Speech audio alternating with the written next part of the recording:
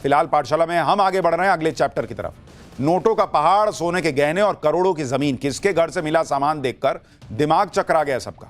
साबुन, तेल, कंघा और अंडरगारमेंट के लिए 50 अधिकारियों की ड्यूटी लगा दी।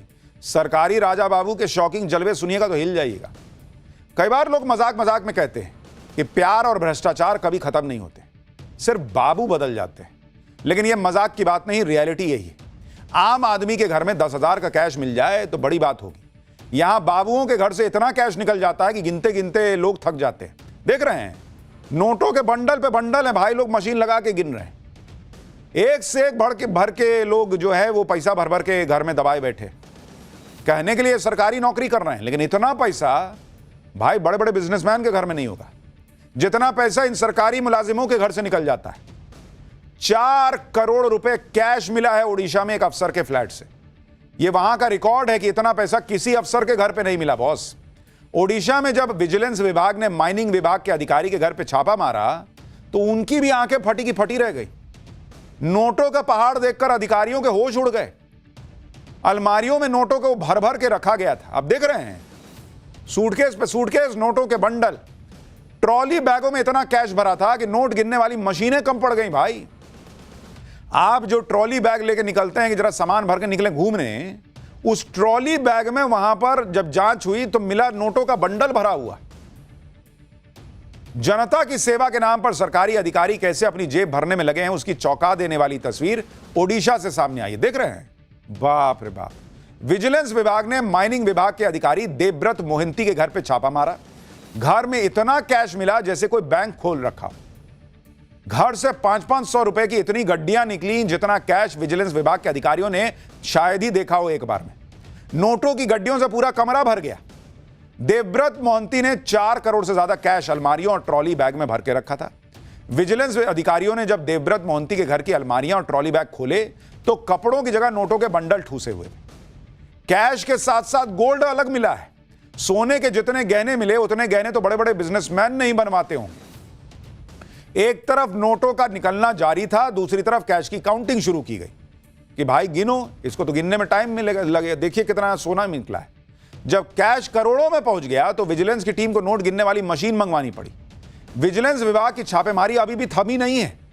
अभी तक की गिनती में 4 करोड़ रुपए से ज्यादा का कैश निकल चुका है। 130 ग्राम सोने के गहने मिले हैं जिसकी कीमत 20 लाख रुपए बताई जा रही है। देवव्रत मोहंती के ऑफिस से भी 1.25 लाख कैश में बरामद हुआ है। भुवनेश्वर में 2400 स्क्वायर फीट की एक आलीशान 2 मंजिला बिल्डिंग है। देवव्रत मोहंती के गांव में भी एक और शानदार बिल्डिंग मिली। एक तरफ आप देखिए मशीन भाई घबरा जा रही है, कह रही कि कब तक गिनोगे, मैं थक गई हूं। तो एक तरफ भ्रष्ट अधिकारी काली कमाई का रिकॉर्ड तोड़ रहे हैं तो कुछ अधिकारी अपनी नवाबी के लिए जनता के पैसे उड़ा रहे हैं, यह आरोप लग रहा है। इन दिनों वीआईपी कल्चर को लेकर बीएसएनएल के डायरेक्टर विवेक बंजल सुर्खियों में। उनका शाही प्रोटोकॉल सोशल मीडिया पर वायरल हो रहा है। विवेक बंजल 25 और 26 फरवरी को 2 दिन के दौरे पर प्रयागराज जाने वाले थे। उनकी अगवानी के लिए बाकायदा 4 पन्नों का ऑर्डर जारी हुआ और ऑर्डर जारी करके डायरेक्टर साहब और उनके परिवार की सेवा करने के लिए बीएसएनएल के 50 अफसरों की ड्यूटी लगाई गई। विवेक बंजल अपने परिवार के साथ संगम स्नान के लिए जाने वाले थे। ऐसे में हर किसी की जिम्मेदारी तय की गई कि किसे करना क्या है। सब कुछ बाकायदा ऑर्डर में लिखा गया।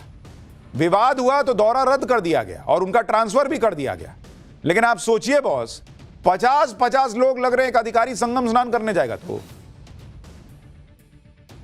कहा गया कि ए सुनो, ए तुम साबुन लाना, तुम्हारी ड्यूटी होगी शैंपू लाने की। फलाना सुनो, ए तुम्हारी ड्यूटी होगी चप्पल लाने की। ये तमाशा चल रहा है। लेकिन अब हो गया कांड भाई साहब के साथ। लेकिन इस चक्कर में बार बार वो कांग्रेस के ही छीछा लेदर करवाते हैं। राहुल गांधी कभी अमेरिका के साथ ट्रेड डील रद्द करने की चुनौती देते हैं। सोचिए कैसी कैसी बात करते हैं कि अगर मोदी में हिम्मत है तो ट्रेड डील रद्द करके दिखाएं। मोदी क्या कर रहे हैं, ट्रंप को फोन करके बोले कि भाई हम ट्रेड डील कैंसिल कर रहे हैं, तो पूछेगा क्यों, तो राहुल गांधी ने मुझे चैलेंज दिया इसलिए कैंसिल कर रहा हूं। कैसी बात करते हैं जी राहुल गांधी। कभी कह देते हैं कि पीएम मोदी की आंखों में डर दिख रहा है। राहुल गांधी के आरोपों पर कांग्रेस के नेता लहालोट भी हो जाते कि बाप रे बाप क्या बोल दिए राहुल जी आप। लेकिन आज सबकी हवाइयां उड़ी हुई हैं, क्योंकि जो राहुल गांधी कभी कहते हैं कि पीएम मोदी पर दबाव है, पीएम मोदी को चोक कर दिया, पीएम मोदी फंस गए, मोदी इज कॉम्प्रोमाइज्ड, उन पर आज बीजेपी ने भयंकर पलटवार किया है। बीजेपी ने सिर्फ राहुल ही नहीं बल्कि पूरे गांधी नेहरू परिवार को कॉम्प्रोमाइज्ड बता दिया और उसके इतिहास का चैप्टर खोल दिया। बीजेपी ने जवाहरलाल नेहरू से लेकर इंदिरा तक और राजीव गांधी से लेकर सोनिया तक सभी पर देश हित को कॉम्प्रोमाइज करने का आरोप लगा दिया। बीजेपी क्या क्या कह रही है, सुन लीजिए आप। बीजेपी कह रही है कि गांधी परिवार कॉम्प्रोमाइज मिशन के तहत काम करता है। पूरा गांधी परिवार कॉम्प्रोमाइज परिवार है। राहुल गांधी विदेशी ताकतों के हाथ की कठपुतली है, बीजेपी आरोप लगा रही है। इंदिरा गांधी को चुनाव के लिए सीआईए फंड देती थी, केजीबी सूटकेस भर भर के पैसा पहुंचाती थी, भारत सरकार के मंत्री सीआईए के एजेंट थे। यह बीजेपी आज आरोप लगा रही है। बीजेपी के इस पलटवार से कांग्रेस सख्ते में आ गई। कांग्रेस और राहुल गांधी तो यही सोच रहे थे कि कॉम्प्रोमाइज वाला दाव काम कर रहा है, लेकिन आज लेने के देने पड़ गए। बीजेपी अलग अग्रेसिव मूड में चल रही है। बीजेपी ने जो आरोप लगाए वो किस आधार पर लगाए और नेहरू से लेकर इंदिरा तक के कॉम्प्रोमाइज होने के आरोप का सच क्या है? क्या पैसे देकर मोदी का एआई समिट बदनाम कराने चली थी क्या कांग्रेस? सोशल मीडिया पे जो वीडियो घूम रहे हैं उनका सच क्या है? आज आपको सब बताऊंगा। बीजेपी ने आज एक तरह से कांग्रेस इस कॉम्प्रोमाइज कैंपेन की शुरुआत कर दी। राहुल गांधी और कांग्रेस को उम्मीद नहीं रही होगी कि कॉम्प्रोमाइज वाले आरोपों पर बीजेपी इस लेवल का पलटवार करेगी। कांग्रेस एआई से वीडियो बनाकर पीएम मोदी के खिलाफ नैरेटिव बनाने की कोशिश करती है। आज उसी एआई से बने एक वीडियो को बीजेपी ने शेयर कर दिया और इस वीडियो के जरिए यह दिखाने की कोशिश की गई कि गांधी नेहरू परिवार का हर सदस्य कॉम्प्रोमाइज्ड था। इस एआई वीडियो की बड़ी चर्चा हो रही है। यह एआई की मदद से बना हुआ एक वीडियो है जिसे बीजेपी के नेता संबित पात्रा ने शेयर किया। बीजेपी ने कांग्रेस पर उसी हथियार से पलटवार किया है जिससे कांग्रेस करती है।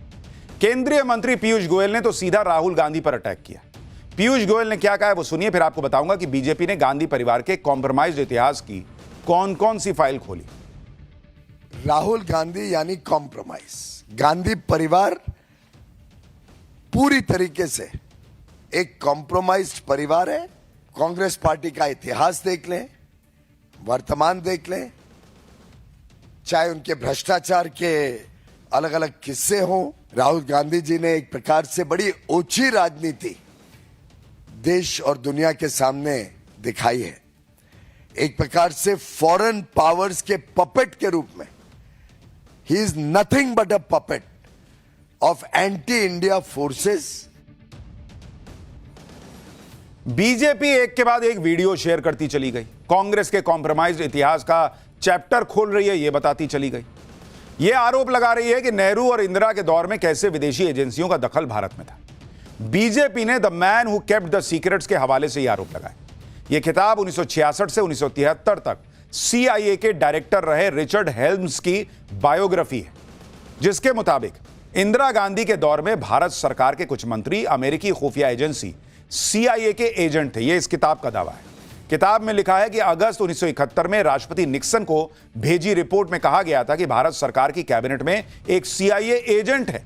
वो एजेंट भारत सरकार की कैबिनेट से जानकारी भेजता रहता था और इस बात से बेखबर कि उसकी पहचान खुल सकती है। दिसंबर 1971 में अमेरिकी national security adviser Henry Kissinger इस एजेंट से बांग्लादेश को लेकर भारत की तैयारियों के बारे में जानकारी मांगी। इंदिरा गांधी कैबिनेट में सीआईए एजेंट ने अगले ही दिन जानकारी भेजी कि भारत पूर्वी पाकिस्तान पर हमला करेगा। The man who kept the secrets, इस किताब में यह बातें लिखी गई हैं जिसे बीजेपी आधार बनाकर आरोप लगा रही है।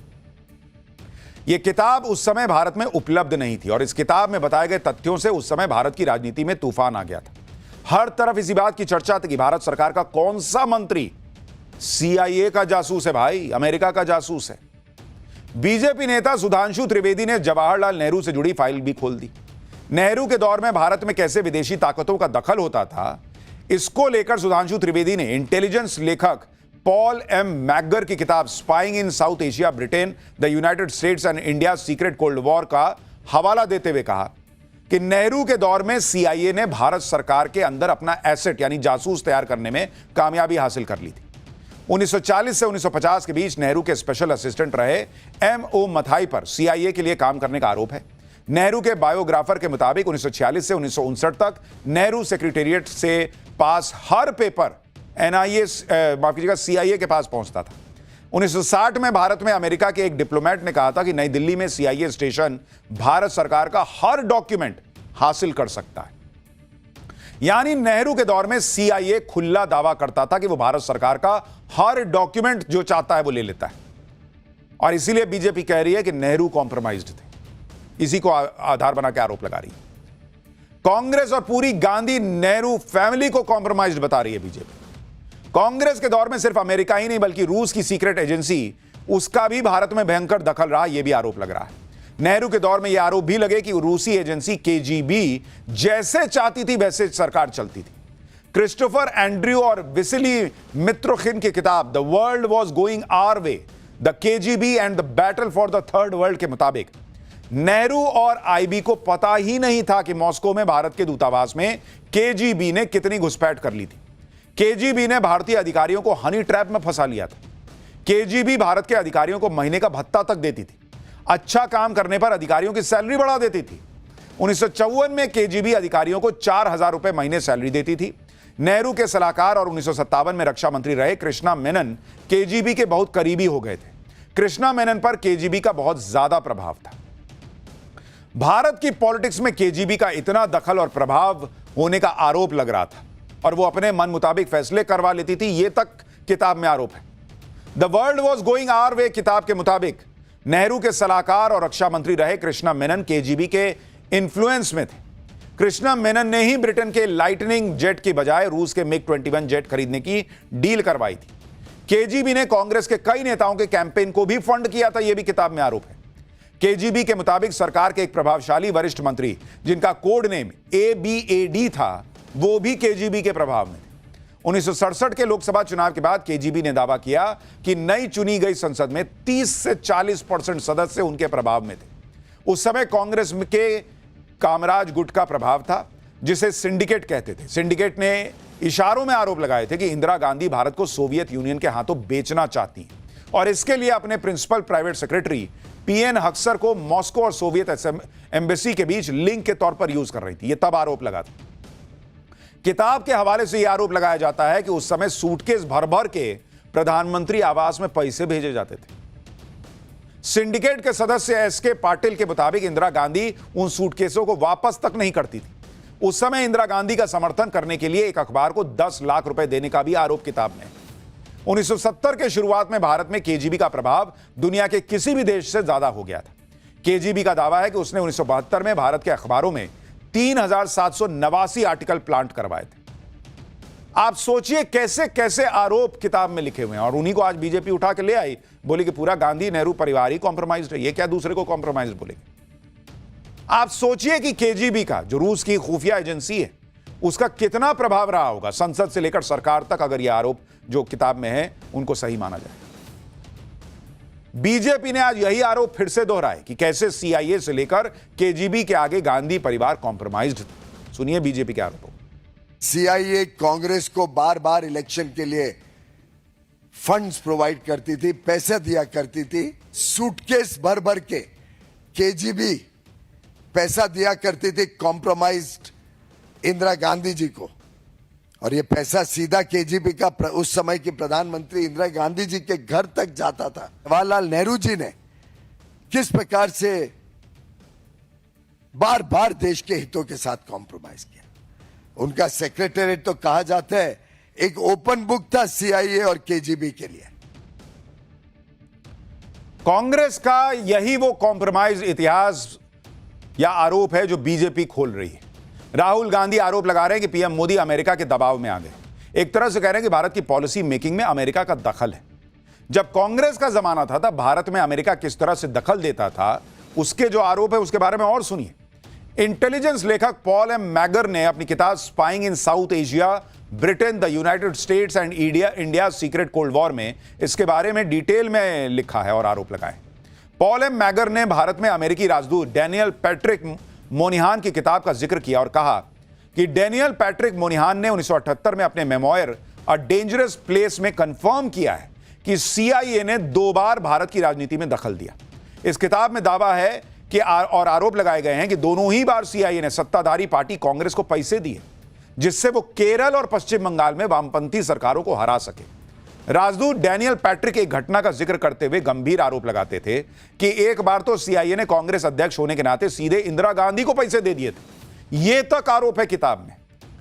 बीजेपी तो यह भी आरोप लगा रही है कि नेहरू और इंदिरा के दौर में भी कांग्रेस कॉम्प्रोमाइज थी और आज राहुल गांधी के दौर में भी कॉम्प्रोमाइज्ड है।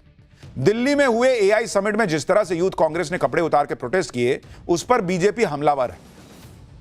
अब तो यूथ कांग्रेस के प्रोटेस्ट के पीछे कांग्रेस की साजिश के आरोप भी लग रहे हैं। सोशल मीडिया पर कुछ इन्फ्लुएंसर्स इसको लेकर अपने अपने दावे कर रहे हैं। ये इन्फ्लुएंसर्स दावा कर रहे हैं कि कांग्रेस की पीआर टीम ने उनसे संपर्क किया और एआई समिट की बुराई करते हुए वीडियो बनाने के लिए कहा। इन्फ्लुएंसर्स का दावा है कि कांग्रेस पीआर टीम की तरफ से 25,000 रुपए वीडियो बनाने पर देने की पेशकश की गई। इन इन्फ्लुएंसर्स का दावा है कि कांग्रेस पैसे देकर एआई समिट की बुराई करवाना चाहती थी। यानी ये इन्फ्लुएंसर्स वीडियो बनाकर आरोप लगा रहे हैं कि उन्हें एआई समिट जो हो रहा था उसको बदनाम करने के लिए पैसे ऑफर किए गए वीडियो बनाने के लिए, और वो आरोप लगा रहे हैं कि ये कांग्रेस की जो पीआर एजेंसी होगी उसने किया है। ये उनका आरोप है। सोशल मीडिया इन्फ्लुएंसर्स के दावों की भयंकर चर्चा हो रही है। हम दावों की पुष्टि नहीं कर सकते, इसकी जांच होनी चाहिए। कांग्रेस इस पर कुछ बोली नहीं, लेकिन बीजेपी ने फिर से कांग्रेस के खिलाफ हल्ला बोल दिया। बीजेपी ने कहा कि इससे साबित होता है कि कांग्रेस और राहुल गांधी का रिमोट कंट्रोल विदेशी एजेंट्स और जॉर्ज सोरोस जैसे लोगों के पास है, तभी उनको भारत की तरक्की और तारीफ पसंद नहीं आती। पे जो तथ्य सामने आ रहे हैं उससे साबित हो रहा है कि क्या कांग्रेस पार्टी ने सोशल मीडिया इन्फ्लुएंसर्स को पैसे दिए और जानबूझकर सुनियोजित तरीके से एआई समिट के खिलाफ पेड गलत ट्वीट्स किए, और साथ में कांग्रेस पार्टी अगर एआई समिट के खिलाफ पेड ट्वीट्स करवा रही थी तो इससे साबित हो गया कि कांग्रेस पार्टी का रिमोट कंट्रोल ऐसी ताकतों के हाथ में है जो देश से नफरत करते हैं। वापस से साबित हो चुका है कि राहुल गांधी का रिमोट कंट्रोल जॉर्ज सोरोस और फॉरेन एजेंटों के अंदर है। यानी बीते कुछ दिन से कांग्रेस पार्टी आरोप पे आरोप लगाई जा रही थी। अब बीजेपी ने पलटवार करते हुए आरोपों का पूरा पहाड़ खड़ा कर दिया है। लेकिन एक सवाल है कि अगर राहुल गांधी कॉम्प्रोमाइज्ड हैं, गांधी परिवार कॉम्प्रोमाइज्ड है, तो उन पर कानूनी एक्शन कब होगा? वो बीजेपी सरकार क्यों नहीं करती? खैर, देखिए आगे क्या क्या होता है। For more of such videos, do like, share and subscribe to ET Now Swadesh.